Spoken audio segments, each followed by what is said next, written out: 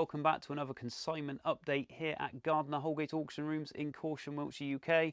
I'm Luke Hobbs, Head of Department and Auctioneer here, and today we have a varied video.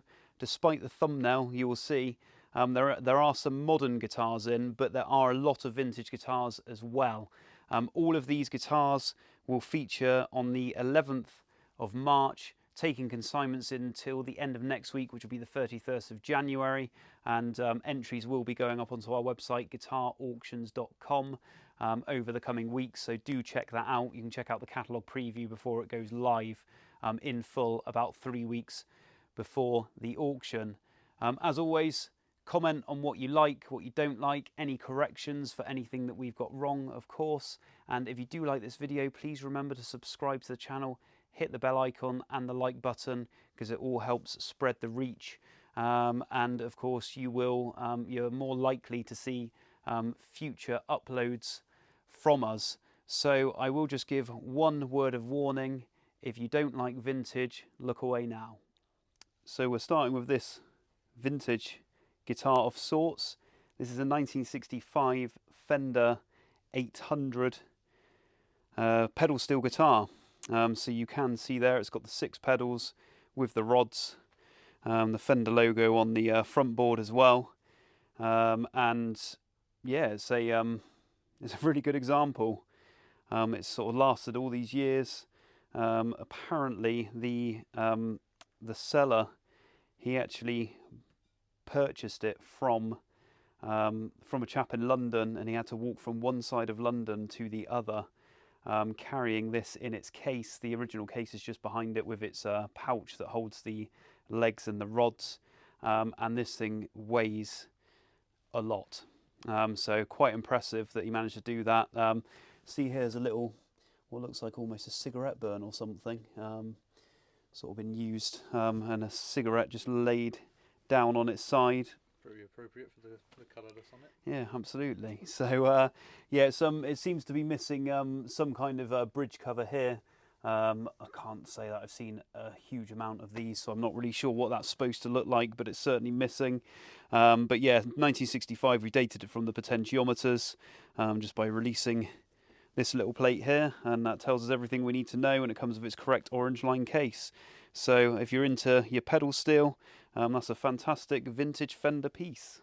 So in here we have a previously artist-owned instrument from a very similar year to the lap, or pedal steel, should I say, guitar that we've just seen. So this is a 1966 Fender Precision bass. All the strings, have recently had this apart, so all the strings are all over the place at the moment. But yeah, 1966 Fender Precision bass. It's not original, but it was owned by Gretch of Blind Faith fame. So it's been consigned, it's from a deceased estate, it's been consigned. The deceased was very good friends with Gretch from the Leicester area. Yeah, this was his bass. He bought it off Rick in around 1975. And we do have a letter of provenance. I won't go through all of it, but it's just a letter of provenance regarding the history of the bass. The bass also does feature in a book where it's attributed to Gretch as well. It's been stripped, so it's stripped down to natural. When the deceased initially got the bass, it had this white matte paint finish in, so he stripped it back, lacquered it, so it's in this natural finish. But it comes with its original electronics, they all date correctly, and the pickups, of course. And you can see there's lots of wear on the neck and the fretboard. He did used to gig this guitar quite a lot, certainly the previous owner. And so there it is, Gretsch's 1966 Fender Precision bass, and of course we've got the slab body in this period rather than the contoured body. In this Takamine case we have a vintage Guild. This is from 1976. It's a D25M model, the M standing for mahogany. There we go. It's in pretty good condition considering its age, some lacquer checking, various marks, various playwear, etc. On the back you'll see an autograph. That is Hugh Cornwell's, and we are selling this guitar on behalf of him, of the Stranglers fame. And yeah, this was a guitar that was used it was purchased by him in around 2001, used on various recordings since, and we are selling it with a letter of provenance from Hugh himself, signed letter of provenance. So if you're into the Stranglers or a fan of Hugh's work, then there's your opportunity to own one of his guitars. And if you see a case like this, you should know, or if you don't know, it is a Rickenbacker case. So you'll always expect to see a Rickenbacker in one of these. This is a vintage Rickenbacker. This is from 1967. It's a 360-12 with the rounded horns. And this also has artist provenance. It's been signed by Ray Davies of the Kinks. Now, it hasn't been owned by Ray Davies, but it has been signed by him with tribute to the seller. So the vendor of this guitar, he used to be neighbours with Ray Davies, and quite often used to see each other in the pub and chat. And one day he asked if he could take his guitar along to be signed by him. Obviously Rickenbacker, a guitar of that era. And there it is. So signed, genuine autograph, Ray Davies of the Kinks. And this is a 1967 Rickenbacker 360-12. It's a rare guitar in its own right. Value-wise, at auction, they tend to bring between 4,000 and 6,000 hammer. And with the addition of the autograph, could do a little bit better. But it's in decent condition, really. There is some buckle scratch into the back, other minor marks. But I think generally, we can all agree that it is in fantastic condition for the age. Still vintage, but a little bit later. This one's from 1979, and it's an Antigua Stratocaster. I think the Marmite finish of the guitar world. You will see here that there is some, there's been some colour bleeding from something. I mean, there is a red cloth in there, so whether it's come from there and bled into the finish at some point. But the owner of this guitar has had it pretty much since new. Used to use it in a funk band. I think it's the perfect guitar for that kind of thing. So you've got the big headstock. I personally prefer the big headstocks of the big logos. I think a lot of the vintage purists prefer the smaller logo. But there it is, the Antigua Strat. All appears to be okay. Obviously there are some marks and dings and blemishes. But yeah, what do you think of the Antigua finish? Let us know. I've grown to love it. The first time I saw one, I wasn't so sure. But I really have grown to love it, and yeah, it's quite often these sort of late 70s Antiguas are now quite often reissued by the custom shop and other. So yeah, 1979 Fender Stratocaster in the Antigua finish. So in here, in its original case, we have a Takamine. Now this model was popularised by Dave Stewart of the Eurythmics. I believe his sold at auction a few years ago. His one in this, yeah, I believe it's in the same finish as well. Now, not so much vintage, but still 35 years old, but made in 1990, and this is the FP-391 model, electroacoustic guitar, sort of a smaller body and an arch top, but really, really good quality guitar. Some nice maple in this as well, as you can see. But generally in fantastic condition with its original case. And in here we have more budget friendly. We're talking £200 to £400 for these. This is a Washburn Festival Series EA-20M, and this is from 1996, so still approaching the 30-year-old mark. It's quite hard to believe that these are becoming 30 years old now. And yeah, there we go, good reasonable condition. And it's a model that a lot of known guitarists of the period used. I believe we had a few of Bernie Marsden's Washburn EA series guitars in that auction. But yeah, good guitar in its original case. And then here, some of you will be aware of the name Roberto Brandoni, UK-based guitar maker, but he essentially acquired all of the old Eco parts from the factory that shut down, and this is one of his guitars that he put together. So this is an M20, so it's an Eco M20, but Roberto Brandoni built. Now, we actually sold this guitar previously, and it was left-handed. As you can see, the jack is on this side rather than this side, but it has been converted to play right-handed. So as long as you can cope with that being there, which shouldn't be a problem with a right-angled jack. But these are great guitars. They are a little bit weighty, but something a bit different, double cut, and I think they've got a certain charm about them. But there we go.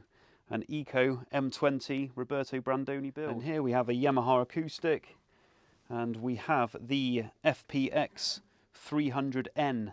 This is a nylon string guitar, so really it caters for guitarists that just want to use nylon strings but don't want to have to use a classical guitar. So there we go, laminated rows of back and sides. It's sort of got this more gypsy jazz type headstock. But yeah, there we go, a nylon string electroacoustic guitar by Yamaha, and these are very, very good guitars actually. They tend to realise around £300 hammer, so not a lot of money for what it is. So in here we have a Lowden guitar, and there'll be, I'm sure, a large percentage of you that probably don't realise that they did have some electric models. So this is a GL10 in Walnut from 2018, and as you'd expect from Lowden, insanely good quality. So like I said, walnut topped body with this mahogany back, figured maple reinforced neck, and the typical stylings, 510 tuners, very typical for Lowden, but a very typical Lowden type head, ebony board. I think we'll show you a few Hofner guitars, some vintage Hofner. This one's very tight in its case, but there we go. So this is of course the President. There we have with the 3 dot inlays in a row. This is in the brunette finish, and considering its age, it's in good condition. And one thing I do like about this guitar is it's actually a good player, and the neck, nice low action, not in tune, but it is very, very playable. And it's got a K&K pure pickup, which has been wired through the end pin, so it's electrified, ready to go for those of you who want to get out and perform with it. So we have another old Hofner that does need some work. You'll find it quite interesting to see this plate on the front. That is not original to the guitar. This is actually from a 173 Galaxy, sort of mid-60s electronics. So we've got the electronics and the knobs, 63 to 65 I believe this layout was. But we've got this brunette finish. It appears to be a European market Hofner, judging by the headstock type and the inlays, rather than a Selmer imported UK model. But there we go, old 50s Hofner with some 1960s electronics added. Does need some work. The neck has a slight bow, it needs resetting. So a good project for somebody to grapple. And another Hofner guitar. This time we have a Hofner Committee, and this is an E2, so it's the type of electrics. This is from around 1964, and generally in good condition. However, we do have 2 issues, one of which it's got a replacement hinge plate there, and you can see the strap buttons have been replaced as well, but it has also had a neck repair. Doesn't affect the functionality of the guitar. Still a decent guitar. I think you know, one of the better Hofner models in my opinion, and we've got a slight repair on the guard as well. But there we go, a 1964 Hofner E2. Now usually we get between £800 and £900 hammer on these. We'll sort of be expecting more between £600 and £700 because of the issues with it. But there you go, if you're after this type of Hofner, then it could come in at more of a player's grade price. And in here we have a Hofner Club 60. Now this guitar has been restored, so it's been refinished. You can see some of the lacquer is pulling around the back, but by the pickup type we can tell it's 1960. The build started around 59 based on the date, the stamps inside. But there we go, in pretty good condition. It's been restored by the vendor, so we've got replacement pickups, we've got replacement electrics and control plate and a replacement bridge. We do have the originals included, so we've got all the original parts there, and it comes in this slightly oversized but period case. So there's another nice vintage Hofner for the sale. So in here we have a rather rare Hofner guitar, and this is kind of top of the line of Hofner archtops. This is the Committee Deluxe. Now, it's from around 1958. The serial number is 101, so it's probably the second one made, because we believe the first is serial number 100. Now, these are incredibly rare guitars. There was the Committee Deluxe and, of course, the Hofner Golden, which are sort of, I guess, the most sought after of the archtop Hofners. But this is a fine example. And you can see that we've got the slightly higher appointments with all the inlays and the woods used, but all carved in Germany in the late 1950s. So another fantastic Hofner piece for the auction. So here we have a late 70s Gibson Les Paul Custom. There we go in its Gibson case. So this is from 1979, and it's certainly a used example, but it's not bad. As you can see, there is some finish wear on the sides of the neck, and we do have some buckle rash to the back. But there are some minor issues with this guitar. So first of all, the guitar should have a Nashville type bridge. So the bridge is slightly different, and you will see the pickup surrounds are cream. They should of course be black, like the rest of the guitar. T-top pickups, covers have been removed, so it would have had gold-plated covers at some stage, but it's not bad at all considering its age, very acceptable, and there are some people who like to see these sort of guitars in this condition. But there we go, a 1979 Gibson Les Paul Custom. So for those of you who want a little break from vintage guitars, we'll take a look at something modern, but nice nonetheless.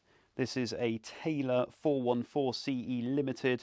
It's got the red sinker top, and then we've got the Indian rose of back and sides, but a very good quality electroacoustic guitar by Taylor. And safely nestled away in this tanglewood box is a bit of quirky British vintage. This is a 1970s Burns Flyte. Now this has been restored. The body has been refinished in this gold paint, and the neck as well. But it's got all of its original hardware, well, aside from the tuners, they are later, I should say. But there we go, it's got all its fittings, like the pickups and the bridge. This decal, it is a later addition as well, but there it is, a rare guitar from the mid-70s, the Burns Flyte. So in here we have a modern Martin, or certainly modern within the parameters of this video. This is a Road Series, a treble 010 with the mahogany body. There's a bit of wear. This was according to the vendor, this was one of his main gigging instruments, but well looked after. You can see some of the satin finish is sort of has sheened up quite well where the arm's been rubbing over the top. But it's a decent quality acoustic. There we go, in the mahogany finish, a Martin Road Series treble 010. And here another more modern guitar, a modern Burns, and this is a Burns Custom Elite Series. So this is the Marquee Pro, so higher spec than the standard sort of Club Series, modern Club Series Marquees that you have. One decent feature is the fact that it's got some neck adjustment through the neck plate here, rather than actually having to take the neck off itself to adjust the truss rod. But it does have, generally it does have some higher end features, Wilkinson tuners, Wilkinson trem. But there we go. So essentially a Marquee, but with some higher end appointments, and very useful appointments at that. So some vintage Fender guitars, and I think this is the first pre-CBS Strat that we have had in so far for the sale. So you'll see this this case, this chocolate case that very early 60s these were, for a few years at least. And what you will notice, which is quite interesting, is it's a left-handed case. So you'll see the pockets the other side.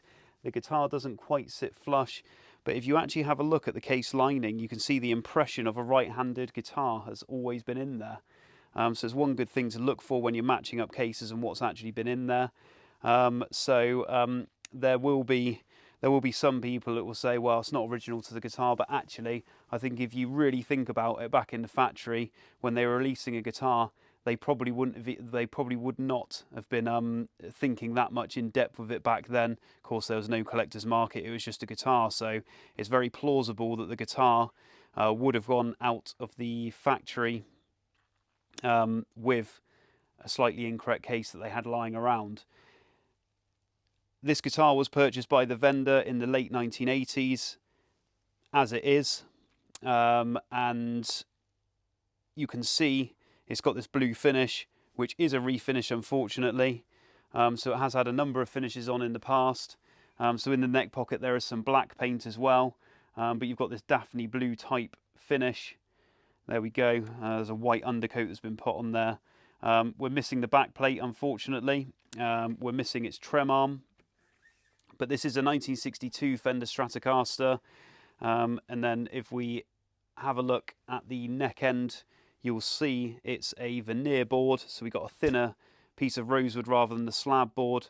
So it's later 62, which is when they transitioned from the slab to the veneer board. So late 62, we've got the 62 markings on the neck end, and we've got the green guard. Plastics all appear okay. You'll notice that this pickup is a replacement. It looks like some kind of old Schecter or maybe a Seymour Duncan, something like that. But we've got the correct saddles. You'll see lots of rusting and oxidation as you'd expect from an old used guitar of this age. And of course the original Kluson Deluxe tuners. Neck's been refinished as well. Strap buttons all appear original, but there we go. Not a lot else I can say. 1962 player's grade Stratocaster. There's a brass nut as well, of course. And a typical 70s mod. What will this bring in the auction? Possibly in the region of £6,000 to £8,000. But decent player's grade piece, and comes with a probably original to the guitar, albeit left-handed, chocolate lined case. We've got some vintage Gretsch guitars. I think we're about to see 4, all from the same seller. Liked his Gretsch guitars. And in here, first of all, we have a 1967 Gretsch 6120 Chet Atkins Nashville. So this is a double cut version rather than the earlier 60s single cutaway. And we can tell it's 67. If you look at the serial numbers, the first digit's 6, that's the month, so that's June, and the 7 counts for the last digit of the year, so 67, and then the following numbers are the production run. You will see it's got some later tuners on, some Grover tuners. You can see the screws from the original tuners are still in place, but other than that, it's in reasonable condition. Only other major issue really is it's not a major issue. We're missing the foam pad from the string mute, which is controlled by this little lever here, but all the workings for it are in place. You can see there's a little bit of fading to the front. You can see the orange is a lot stronger on the back. As is typical with Gretsch guitars, you can get this binding deterioration. It's not too bad. We've seen a lot worse, and it's certainly stable. But it comes in this case here, and we do have a selection of original documents. So yeah, there we go, tags and things. 6120 on the control card, quality control card. But there we go, 1967 Gretsch 6120 Chet Atkins Nashville. So another Gretsch, slightly later this one. This is from 1973, and it is a Gretsch 7566 Streamliner. The last one of these that we sold was Bernie Marsden's. Not in as good condition as this one. So this comes with a Gretsch case as well, and missing the strap button on the end there, unfortunately. But other than that, in very acceptable condition. They're a little bit weighty, sort of Gretches of this period. We're missing the tuner cap there, of course, you will see. But other than that, it's yeah, it's a good example of the Gretsch Streamliner from 1973. And in here we have from 1962 a Gretsch Tennessean. So this is it is a hollow body guitar, but it has these faux F holes, obviously for appearance with the solid top. But there we go. It's yeah, good condition for the age, I would say. You got this Brazilian rosewood fretboard. Anything pre 66 really will have Brazilian rosewood on the fretboard. CITES certified, of course. In this period, you have the thumb inlay markers and the sort of black topped pickups. But there we go, with its Gretsch Bigsby. Decent example with this old Gretsch case. And this is probably my favourite of the Gretches. Probably mainly because it's a solid body. I think it's always my preference. But this is a 1970s or mid-70s Gretsch Country Roc. And of course you've got all these cowboy type appointments. You've got the ebony board with the pearl inlays with the cowboy designs. We've got the G brand on the top. We've got this this special plaque on the tailpiece. The toaster pickups. Mahogany back. And of course we've got the tooled leather sides with the studs. It's a really smart looking guitar, and I think this kind of it screams Gretsch of the era, I think. Even more so, you know, 60s era, even though it is a 70s guitar. But quite a weighty thing, but a cool Gretsch nonetheless if you want a Country Roc to add to your vintage Gretsch collection. So in this Gibson Protector case we have a Gibson Les Paul 2550. So this is the anniversary model. And we have, what do we have? So it is a limited edition guitar. This is in a natural finish. They came in natural and sunburst. I think I prefer the natural finish guitars. And we had a look at the Les Paul Custom earlier, and we we covered the replaced bridge, Nashville bridge. Well, there you can see that is the type of bridge that guitar should have on it. But you will notice a replaced pickup. This is a Bill Lawrence pickup. These are great, slightly higher output. The coil switch there, that is original to the guitar. Got the original knobs, and yeah, there we go. Nice highly figured maple neck somewhere on the sides there. A bit of light buckle marks and scratching to the back, but otherwise pretty good condition. And these tend to bring sort of north of £3,000 now at auction. But a rare guitar from the period and usually fairly popular. The case will tell you this is a PRS, and there it is. So I really like the look of this guitar.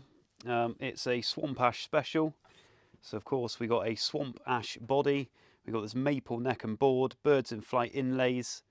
And this is the later version with the narrow fill pickups. Just need a reminder there, slipped my mind.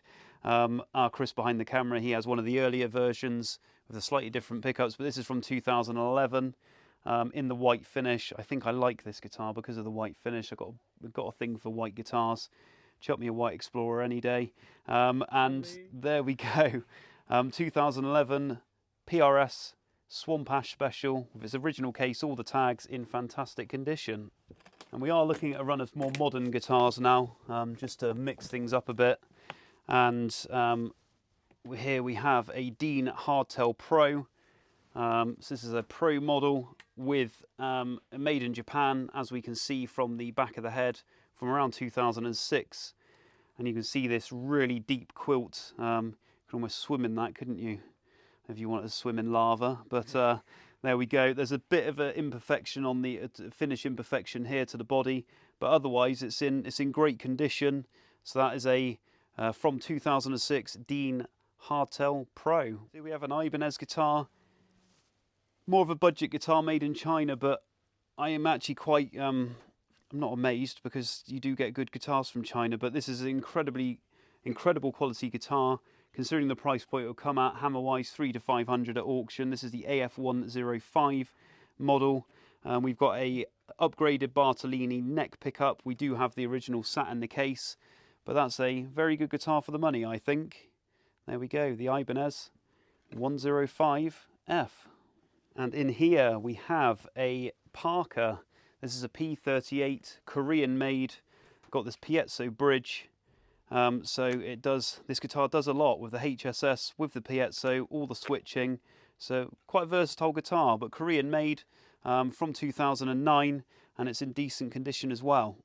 And if you ever see one of these cases, quite often you'll know that it's a going to be an Ibanez inside, unless of course it's just a case you got knocking around. But anyway, if you see one of these cases, it's an Ibanez case, with the yellow lining and this this sort of metal banding around the edge.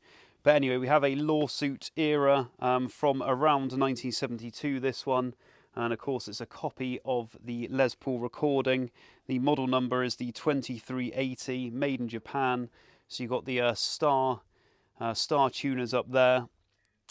But good copy guitars, these lawsuit guitars from around 1972. And I think that's in acceptable condition for its age. And in here from the same period we have a 2372, and this is a Les Paul professional version, again from 72-73 in its original case. This one's not in as good condition as the last one, but still reasonable enough for the age. And there it is, the Les Paul professional lawsuit Ibanez guitar in its original case. So a more modern Fender guitar. Stratocaster, of course. This is from 2016, and this is a Fender Stratocaster Ultra. So we've got the S1 switching, noiseless pickups. We got the curved neck, heel, and plate, and of course the locking tuners as well. And this is in the aged cherry sunburst finish, and it comes with its original case, all its tags, and it's pretty much well, it's in excellent condition, and it appears to be near mint. In here we have a very nice Ibanez guitar, not very old either, from around 2022. This is an Ibanez George Benson GB10, comes in its original ABS type case in the natural finish, and you can see that it's what appears to be in as new condition. Fantastic instrument. So if you're after a George Benson and you want to pay a fraction of the retail price, then there we go.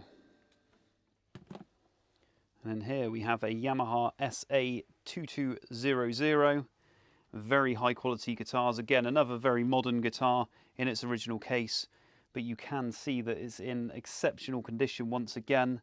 Very much, I guess it's Yamaha's equivalent of the ES335, but a very classy guitar indeed, made in Japan, and not really a lot not to like. And I think we can now call these vintage, being that it was made 43 years ago. 1982 Squier JV 52 vintage Telecaster. This is of course a JV Japanese vintage series as well, the JV serial on the bridge plate in this butterscotch finish, but you can see it's in exceptional condition, I think, for the age. Like I said, 1982, we got a few very minor dings. There's one small one there, but there are a few other very minor imperfections. Not with its original case, of course, but you won't find one of these in much better condition. So a bit of vintage fun. This is a Casio MG-510 Midi guitar. All the MIDI electronics work on this. It's in great condition as well. Usually these come in having seen better days, but this is in great condition. As I said, it all works, and a bit of fun with being able to plug into a MIDI box, and away you go. Casio MIDI guitar MG-510. And not quite vintage, but vintage stylings, of course. Copy of the Gibson Firebird. This is a Tokai copy, but they are fantastic instruments. This one's Korean made in the metallic red finish, and you can see this is in absolutely superb condition. And again, vintage stylings, but a modern instrument. This is, of course, a Burns Bison, Black Bison, but one of the Bison series, so essentially similar to the Club series guitars. But yeah, there it is. It's already on the best setting there, the Wild Dog setting, but that's in fantastic condition once again. Burns Bison series, a reissue of the old Bison guitars. And if you don't want a black Bison, how about a Fiesta Red Bison? There we go, another reissue Bison series. And again, in fantastic condition, so you've got the choice of having one in black or in Fiesta Red. So for our regular viewers, these may look familiar. So in the last sale we had a pink and a black Squier Hello Kitty guitar. These are not the same, these are freshly consigned. So one sale after the other, both from 2006. And these are actually genuinely very good guitars. They've got great necks, really good feel on them. Nice sort of satiny, fast feel, and of course put a high output pickup in the humbucker position, and away you go. You've got a cool little rock machine. But yeah, one in pink, one in black, the Hello Kitty Squier Strat. Don't let this modern case deceive you, because inside we have an old Les Paul. So this is a lefty, as you will see. So those lefties out there who want a vintage Les Paul, then here is your chance. So this is a 1969 Gibson Les Paul Custom. Now, there are a few minor issues, but generally it's all there. So this is a late 69 version, so it has the shorter neck tenon. The longer neck tenons from earlier 69 are more collectible, and for whatever reason, I think a lot of people believe that it gives you more sustain. I don't necessarily believe in all that, but there we go. But you will see there are some minor mods. We've got here. We do have a replacement bridge. The original is included. You will see the posts have been changed as well to allow for that. We've got flathead posts. The bridge and the posts have been changed. We do also stop bar, should I say? We do also have the original stop bar. We've got the correct period knobs there. The pick guard does look more modern, and you can see the pickup covers have been replated, and the strap buttons are later. So there are a few minor mods with the hardware, as I say, but you can see all this checking, all this wear. This has been owned by the current owner, so the seller. It's been owned by him since 1971, so he got this guitar when it was around 2 years old, and he has played and loved it ever since. And of course, he is a left-handed player. So this will be coming up on the 11th of March. So for those lefties out there, that is a 1969 Gibson Les Paul Custom. So in here, this is a really, really lovely guitar. This actually came in today, consigned by the daughter of the owner. Really, really lovely lady. A pleasure to meet her and her husband earlier. And this was her dad's guitar. So this is a 1962 Gibson L-5. So very collectible guitars these days. As you'll see in this sunburst finish, you can see the highly figured maple on the back and sides. Nice to see this sort of checking throughout this finish. And you'll see the L5 on the tailpiece there. And then if we have a look up the top, so we've got the ebony board, we've got the pearl block position markers, and then of course we've got the torch inlay that we have on the L5 model, of course. I'll turn it over. You see the correct type tuners there. So they're correct for the period. Not an original case, but an old case. And I think the one thing to note is obviously this pick guard. We do have this little modification here. Essentially the binding's been taken out now. I did sort of question that when I was first presented the guitar. Then of course I looked in the neck pocket, and we will see there is a rhythm sheath pickup from the period.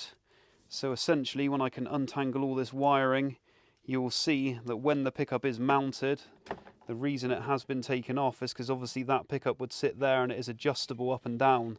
So it has been the pick guard has been modified to allow for that.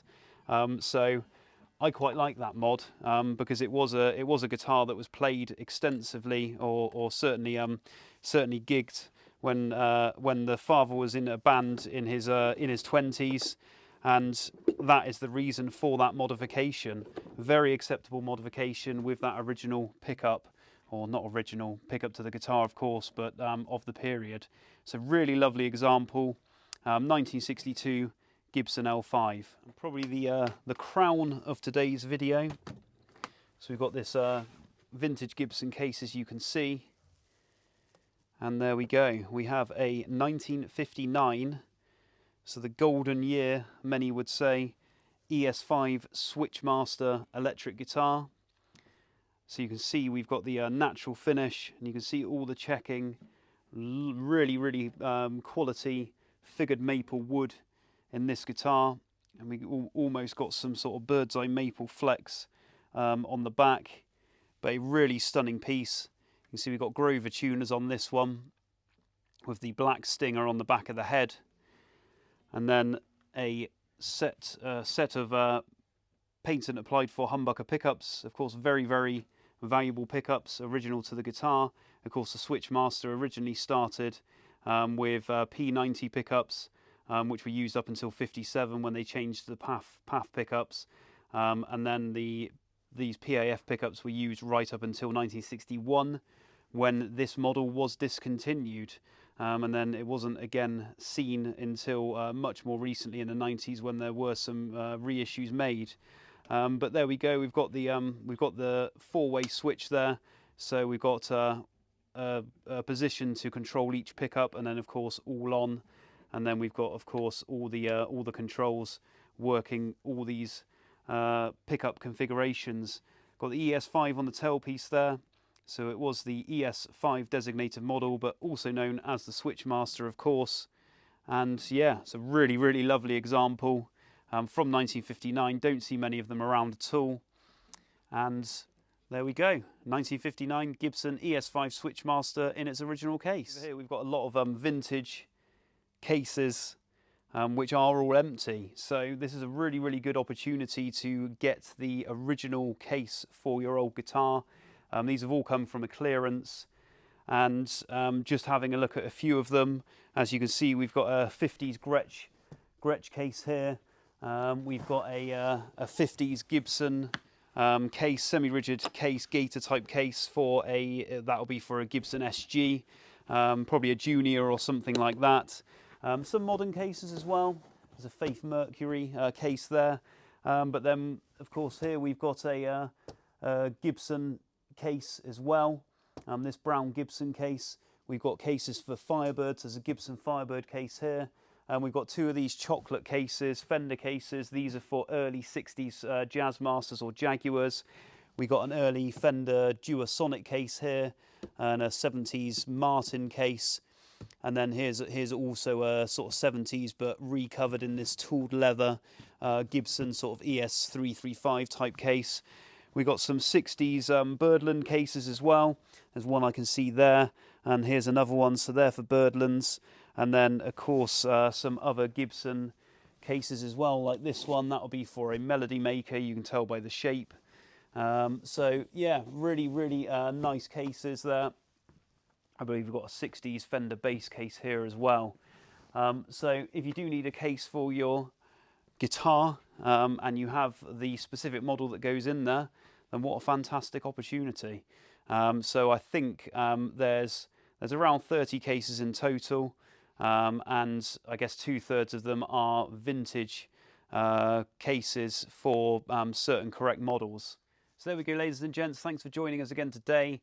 I think you'll all agree that we've had some stunning entries that have sort of flooded in to us this week. And of course, all these guitars will feature in our next auction on the 11th of March. Catalogue previews are going onto the website. Head over to guitarauctions.com to have a look at those. Full catalogue should be online around 3 weeks before the sale. As always, please subscribe to our channel. If you like this content, hit the bell icon, hit the like button. It spreads our reach and helps you view more of this content.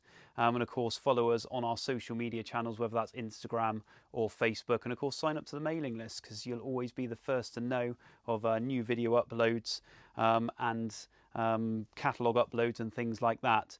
So thanks for joining us again today, and we will see you next week.